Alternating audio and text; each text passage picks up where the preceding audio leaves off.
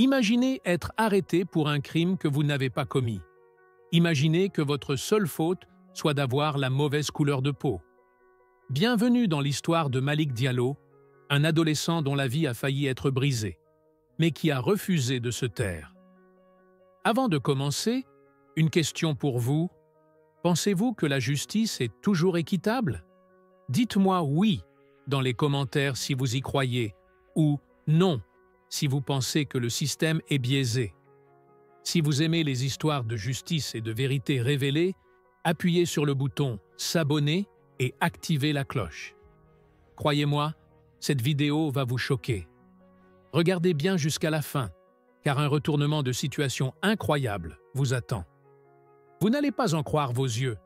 Si vous trouvez cette histoire révoltante, montrez-le en laissant un like.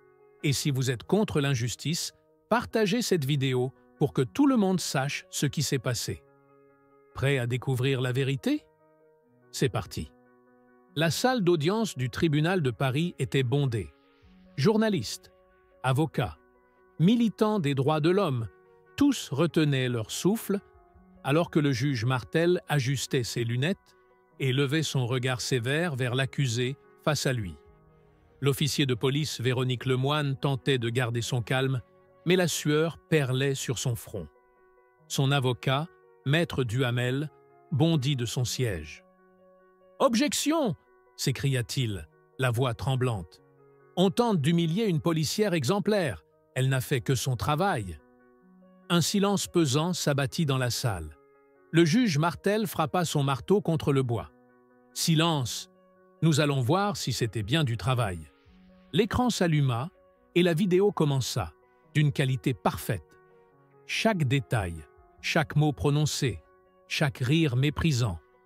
Véronique, souriante, forçait un adolescent noir, Malick Diallo, à terre, son genou enfoncé dans son dos. « Ne résiste pas, voyou !» cracha-t-elle, avant d'échanger un regard amusé avec ses collègues. La salle explosa. Des cris de colère, des jurés indignés. Un journaliste lança « C'est une honte !» tandis qu'une femme pleurait. Malick, assis aux côtés de sa mère, sentit la rage monter en lui. Le juge Martel tourna son regard de glace vers Véronique. « Expliquez-vous maintenant. » Mais cette fois, elle ne trouva pas un mot à dire. L'air dans la salle d'audience du tribunal de Paris était devenu lourd, presque irrespirable. Véronique Lemoine, qui affichait encore une arrogance méprisante quelques minutes plus tôt, était désormais figée sur son siège, son regard vacillant entre la vidéo qui tournait en boucle sur l'écran et les visages horrifiés du public. Chaque mot prononcé dans l'enregistrement était une lame qui tranchait son autorité. Le juge Martel brisa le silence d'une voix glaciale. « Officier Lemoine, vous avez eu l'opportunité de vous défendre. Maintenant, nous exigeons la vérité. » Véronique ouvrit la bouche, mais aucun son n'en sortit. Ses mains crispées sur la table trahissaient la panique grandissante qui s'emparait d'elle. Son avocat, maître Duhamel, se leva d'un bond, tentant un dernier coup désespéré. « Nous demandons une suspension de séance. L'émotion dans cette salle empêche un jugement impartial. » Le juge frappa son marteau contre son pupitre, son regard noir planté dans celui de l'avocat. « Nous prendrons une pause de 20 minutes, mais à votre retour, j'attends des explications solides. » Le tribunal explosa dans un chaos assourdissant dès que le juge quitta la salle. Des journalistes s'élancèrent vers les avocats. Des cris indignés s'élevèrent du public. Certains officiers de police, mal à l'aise, se faufilèrent discrètement hors de la salle. Au milieu de ce tumulte, Malick Diallo serra les poings. Pour la première fois depuis son arrestation, il vit dans les yeux de Véronique Lemoine une lueur qu'il n'avait jamais remarquée auparavant, de la peur. Sa mère, Aya Diallo, se pencha vers lui et lui prit la main. « On va gagner, mon fils », murmura-t-elle d'une voix tremblante. Mais Malick n'en était pas si sûr. Il connaissait ces gens. Il savait jusqu'où ils étaient prêts à aller pour protéger leur image. Pendant ce temps, Véronique quitta précipitamment son siège et fonça vers le couloir. son téléphone déjà en main. Son visage était rouge de colère, son souffle court. Elle composa un numéro en tremblant. La ligne sonna une fois avant qu'une voix grave ne réponde. « Qu'est-ce que tu veux ?» Véronique se plaqua contre le mur, sa voix réduite à un chuchotement paniqué. « On a un problème. » Un silence. Puis la voix répondit, froide. « Grève ça. » Véronique serra les dents. Les images ont fuité. Un silence plus long cette fois, puis un rire. « Et alors ?» Elle jeta un regard anxieux vers la salle d'audience où Malik et son avocat parlaient avec des journalistes. Son cœur battait à tout rompre. « Si le juge se retourne contre moi, je suis fini. Tu dois faire disparaître ce gamin avant qu'il puisse témoigner. » L'homme à l'autre bout de la ligne siffla entre ses dents. « C'est dangereux, le moine trop Dieu sur lui. Maintenant, je m'en fous. Tu fais ce qu'il faut. » Cracha-t-elle, sa voix tremblant de rage. Un silence, puis une réponse tranchante. « Je vais voir ce que je peux faire. » Le ton de la voix lui donna un frisson. Véronique raccrocha et ferma les yeux un instant, essayant de reprendre son souffle. Non, elle n'allait pas perdre. Pas maintenant. Dans la salle d'audience, Malik regarda sa mère avec inquiétude. Il avait vu la manière dont Véronique avait quitté la pièce, la panique dans ses gestes. Son avocat, maître Grégoire, se pencha vers lui. « Ne la sous-estime pas. Elle sait que sa carrière est terminée si elle tombe. » Malik déglutit difficilement. « Vous pensez qu'elle va essayer quelque chose ?» Maître Grégoire serra la mâchoire. « Je pense qu'elle est déjà en train de le faire. » Les voix s'élevaient toujours dans la salle. Les caméras tournaient, mais Malik savait que ce combat n'était pas terminé. Loin de là. Et il sentait dans ses tripes que le pire était encore à venir. Et vous, qu'en pensez-vous? Le moine mérite-t-elle une seconde chance ou doit-elle payer pour ses actes? Dites-moi en commentaire « justice » si vous pensez qu'elle doit être condamnée, ou « corruption » si vous pensez que d'autres cachent encore la vérité. Que feriez-vous si vous étiez à la place de Malik? Auriez-vous eu le courage d'aller jusqu'au bout? Écrivez votre avis dans les commentaires. Je veux connaître votre opinion. La nuit tombait lentement sur Paris, enveloppant la ville dans une obscurité inquiétante.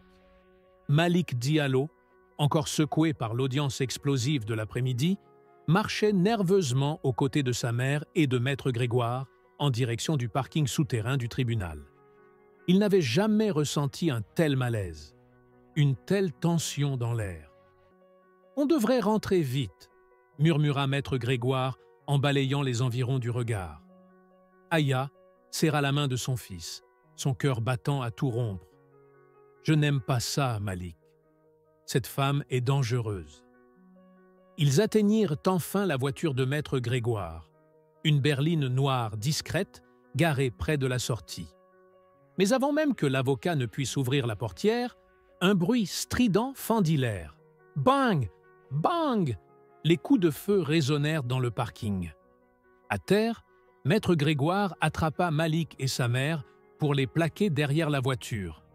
Des éclats de béton volèrent lorsque les balles frappèrent le sol à quelques centimètres. Malik sentit son souffle se couper, son cœur cognant violemment contre sa poitrine. Aya, tremblante, s'accrocha à lui. « C'était quoi ça ?» s'écria-t-elle, terrifiée. Maître Grégoire tira son téléphone, sa voix tremblante, mais déterminée. « C'est une tentative d'assassinat. Ils essaient de nous faire taire. Je vais appeler la police. » Mais Malik savait mieux que quiconque que la police n'était pas forcément une option.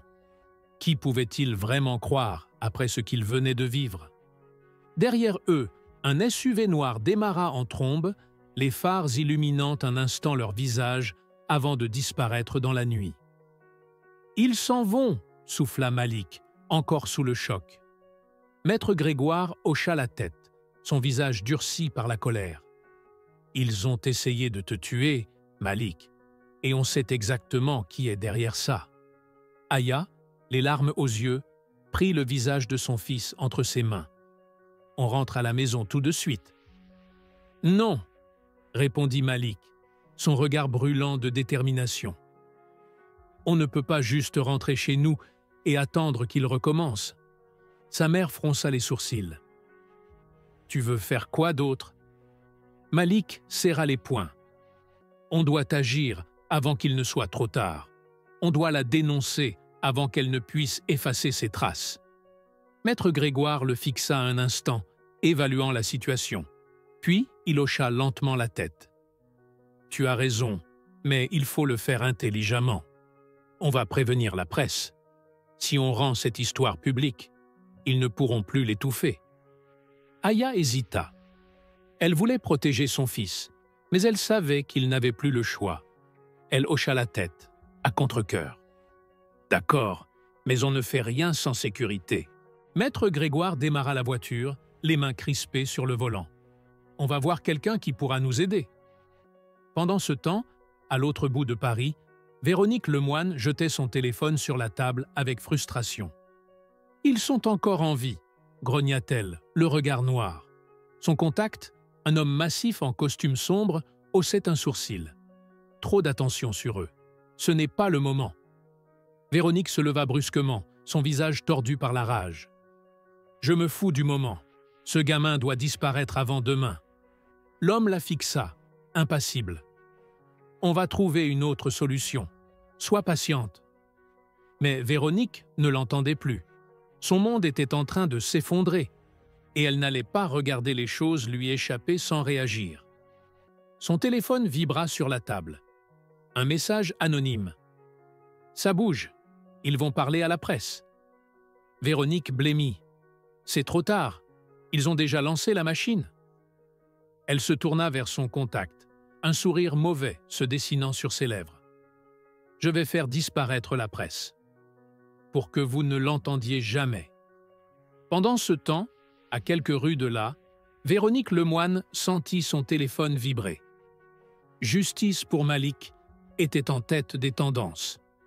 Lorsqu'elle ouvrit la vidéo en direct, elle vit le visage du garçon qu'elle avait juré de faire taire. Il parlait au monde entier. Sa mâchoire se contracta. Murmura-t-elle. Elle attrapa son téléphone et composa un numéro d'urgence. « Je veux qu'il disparaisse, maintenant. » Mais il était déjà trop tard. Malik n'était plus une victime. Il était devenu un symbole. Et vous? Croyez-vous encore que la justice est la même pour tout le monde? Tapez 1 si vous pensez que la vérité doit éclater. 2 si vous croyez que le système est trop corrompu pour changer. L'air dans le café était devenu lourd. Malik venait de terminer son témoignage en direct, et Eva Reynolds n'avait pas encore éteint la diffusion que les premières réactions inondaient déjà les réseaux sociaux. Les commentaires défilaient à une vitesse hallucinante. Honte à cette police corrompue. Ce gamin a failli mourir et personne ne bouge. On veut justice pour Malik Diallo. Aya porta une main tremblante à sa bouche, submergée par l'émotion. Maître Grégoire lui gardait les yeux fixés sur l'écran. Eva posa son téléphone et murmura « C'est en train d'exploser ». Et ce n'était pas une exagération. Moins de 10 minutes après le début du direct, la vidéo avait déjà été visionnée des milliers de fois. Des journalistes relayèrent l'affaire, des militants appelaient à manifester. Le nom de Véronique Lemoine apparaissait dans tous les hashtags, suivi de mots comme corruption, violence policière et impunité. Mais alors que le monde s'indignait, Véronique Lemoine suffoquait, assise dans sa voiture, garée dans une rue sombre. Elle lisait les articles qui s'empilaient. Son nom, son visage, sa carrière entière venaient d'être exposés sous la lumière crue de la vérité. Elle écrasa son poing contre le tableau de bord, son souffle court. Murmura-t-elle. Son téléphone vibra, un numéro inconnu. Elle décrocha immédiatement. « Qu'est-ce que tu as foutu ?» gronda une voix glaciale. Elle serra la mâchoire. « Ce gamin m'a foutu en l'air. »« Non, c'est toi qui as merdé », siffla la voix. « On t'avait dit d'être discrète. Maintenant, ton nom est sur toutes les chaînes de télé et nous, avec. Le moine sentit un frisson de peur la traverser. « On peut encore arranger ça ?» tenta-t-elle. Un rire froid résonna à l'autre bout du fil. « Non, le moine, toi tu es fini. Nous, on doit s'assurer que ce gosse ne parle plus jamais. » Le sang de le moine se glaça. « Tu veux dire ?»« Exactement. On envoie quelqu'un, et toi, tu vas disparaître. » Le ton de la voix ne laissait place à aucun doute. Elle n'était plus une exécutrice.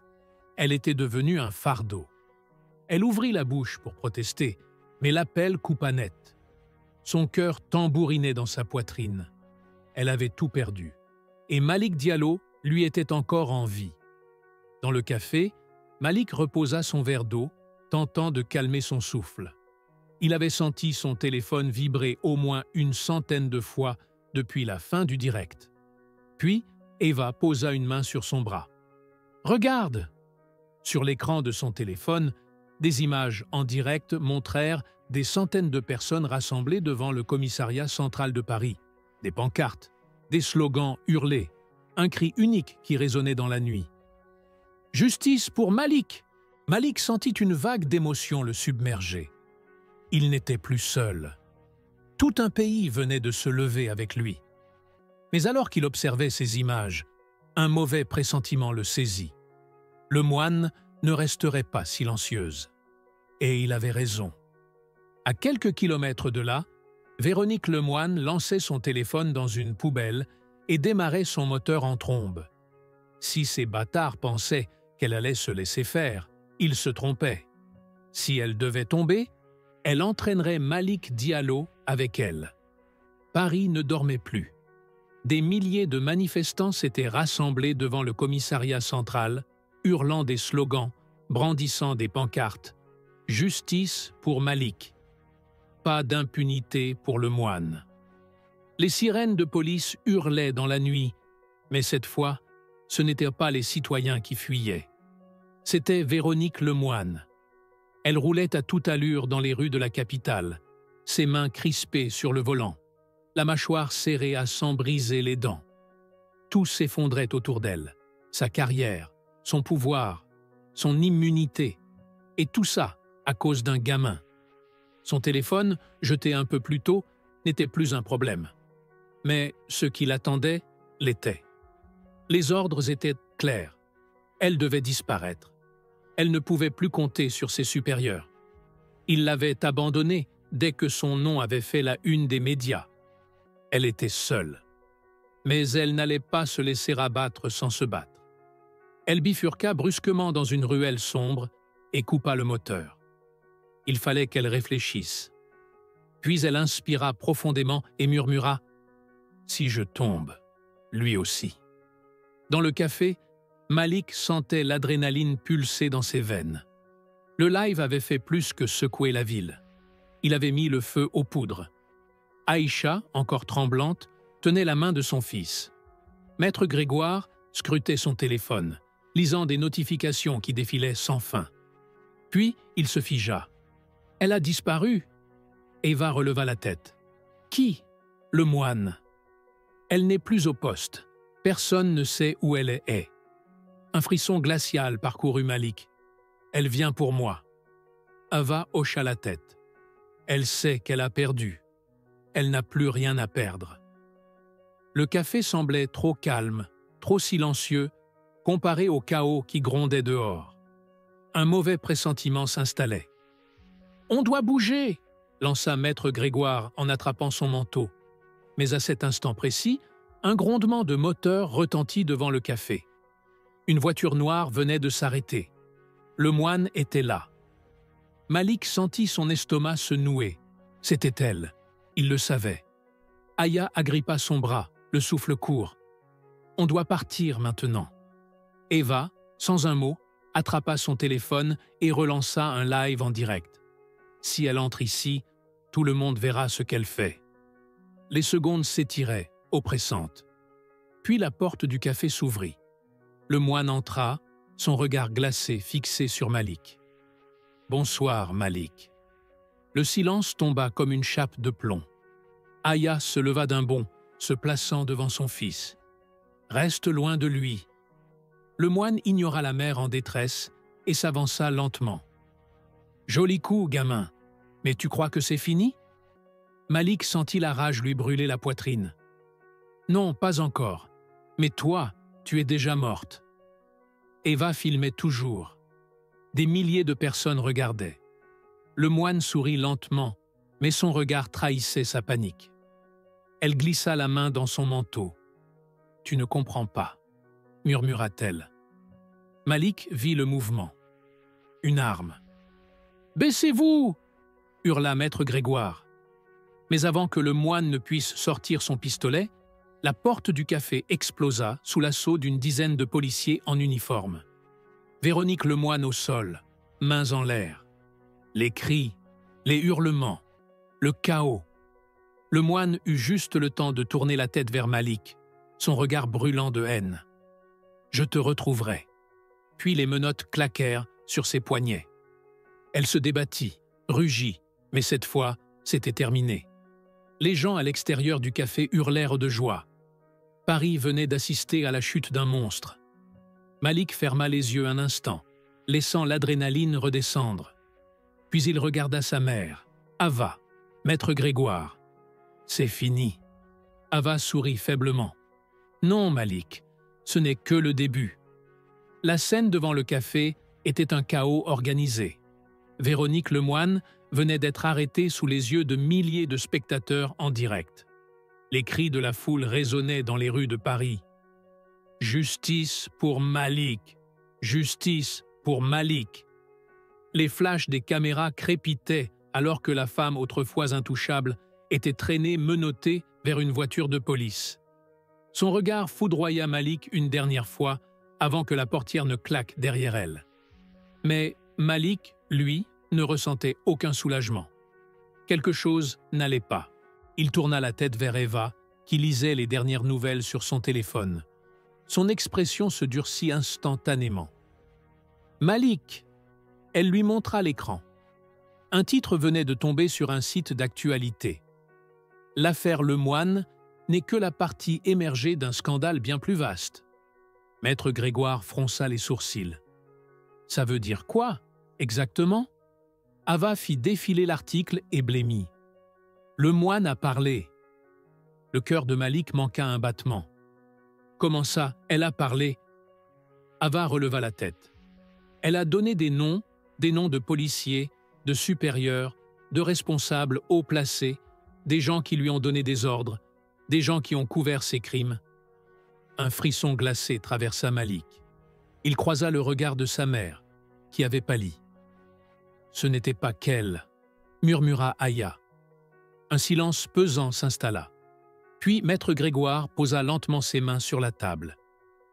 Alors tout ceci ne fait que commencer. Malik serra les poings. Si elle parle, ces gens ne vont pas la laisser faire, et ils ne vont pas me laisser tranquille non plus. Ava hocha la tête. Tu es leur pire cauchemar, Malik, un symbole vivant de leur échec. Soudain, une vibration rompit le silence. Le téléphone de maître Grégoire clignotait avec un message d'alerte. Sources internes. Il y a du mouvement au commissariat. Certains policiers disparaissent dans la nature. D'autres effacent des dossiers. Eva jura entre ses dents. Ils couvrent leurs traces.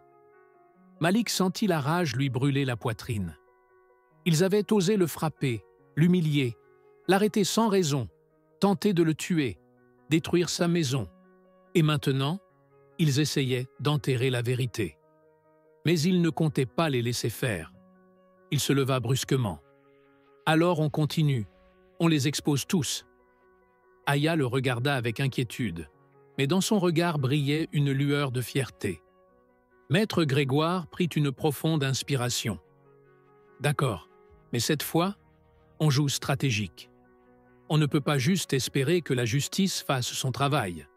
On doit aller plus loin. Eva sourit, son téléphone déjà en main. Et moi, je connais exactement les bonnes personnes pour ça. La tempête était loin d'être terminée. Elle ne faisait que commencer. L'affaire de Malik Diallo nous rappelle une vérité essentielle. La justice ne triomphe que lorsque les voix opprimées refuse de se taire. Dans un monde où l'abus de pouvoir est encore trop présent, oser dénoncer l'injustice devient un acte de résistance. L'arrogance de Véronique Lemoine, persuadée de son impunité, illustre la dangerosité d'un système corrompu qui protège ses propres intérêts. Mais son arrestation prouve que la vérité finit toujours par éclater. Ce combat n'a pas été mené uniquement par Malik, mais par une mobilisation collective. Les réseaux sociaux, les journalistes, les citoyens engagés ont fait basculer le rapport de force. C'est là une leçon précieuse. Lorsque nous nous unissons pour défendre les valeurs de justice et d'égalité, nous avons le pouvoir de changer les choses. Il ne suffit pas d'être spectateur des injustices, il faut agir, parler, dénoncer. Cette histoire nous incite à rester vigilants et à ne jamais détourner le regard face aux abus. Nous devons encourager la transparence, soutenir les victimes et exiger des comptes aux institutions qui nous gouvernent. Parce que ce qui est arrivé à Malik pourrait arriver à n'importe qui. Avant de partir, dites-nous d'où vous regardez cette vidéo dans les commentaires. Et si vous avez apprécié cette histoire, n'oubliez pas de vous abonner à la chaîne et d'activer la cloche pour ne rater aucune de nos prochaines vidéos. Nous publions 3 vidéos par jour, à 12h et à 15h, et à 19h tous les jours.